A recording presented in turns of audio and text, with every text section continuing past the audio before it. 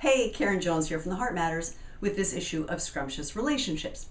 So we're going to talk about our inner teenager. I think this is such a great topic to be aware of, to cover, to be on top of. So how do you know when your inner teenager is in charge of your dating experience? I learned about this, oh my goodness, in such a fun, personal, oh my goodness kind of way.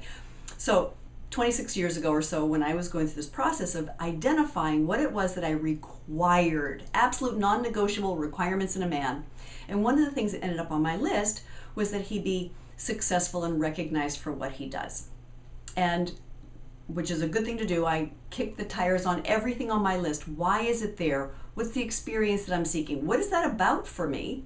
And because I'm really committed to telling myself the truth, it's a really great thing. Tell yourself the truth. So for me, it was, oh yeah, I don't want to be responsible for myself. Ha! I want to get some guy to show up and just, he can handle all of that business and I can just kind of ride off on his coattails without having to take care of it myself. For me. Sounds good, right? I mean, sounds good. Free ride?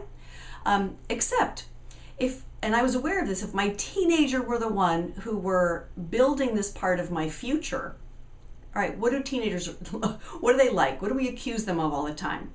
They are bratty, they're selfish, they are irresponsible, they're immature, they're all about them, they don't think about the future.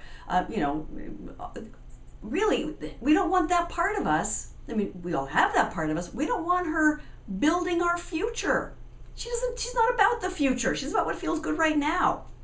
Get as much bang for the buck without having to pay for it at all. That's not going to build the kind of relationship we want. So I went back, figured out what was really true for me, which as it turned out was that what I really required was that a man be up to something, that he be committed to his success, he be on that path.